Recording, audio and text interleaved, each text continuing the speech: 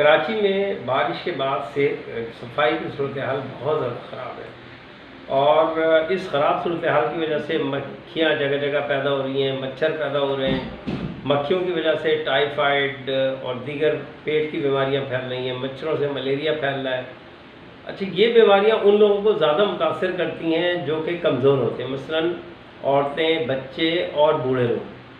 ان بیماریوں سے بچنے کا واحد طریقہ یہ ہے کہ بیماریاں پھیلنے کی وجہ کو کنٹرول کیا جائے، اور وہ اسی صورت میں ہو سکتی ہے کہ ہم اسپرے کریں، مچھر مار اسپرے کریں، مکھیوں مار اسپرے کریں۔ اس اسپرے سے جو جراثیم وائرس پیدا ہو رہے ہیں وہ پیدا نہیں ہوں گے اور لوگ محفوظ رہیں گے۔